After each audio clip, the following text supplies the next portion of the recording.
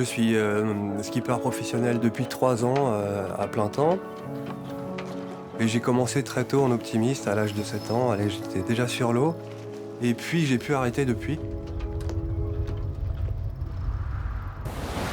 Je me suis lancé vers la course en solitaire. Je suis sur le circuit Figaro-Beneteau depuis 3 ans maintenant.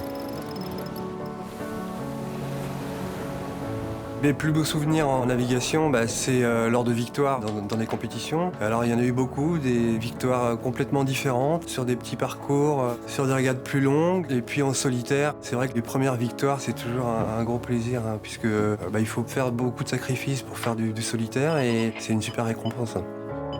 Rigaudon de Physalis, est-ce que tu me reçois? Le départ, moi, c'est un point fort puisque j'ai pratiqué beaucoup de petites courses avec des départs très fréquents, le match racing.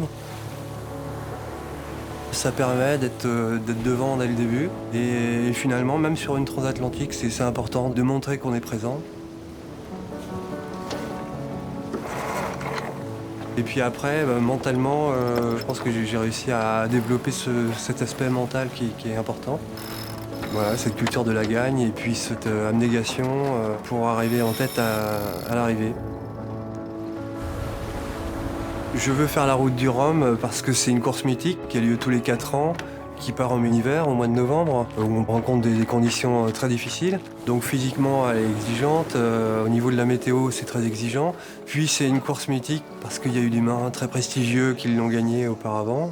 Et puis elle est très, très médiatique, hein, très reconnue dans le monde de la voile, et pas seulement, puisque ça devient une véritable fête populaire, hein. Et le fait d'avoir une équipe autour qui soit structurée, qui m'apporte beaucoup, le fait de se sentir bien mentalement, que tous les paramètres soient réunis, c'est la bonne recette pour gagner, et donc de faire un podium.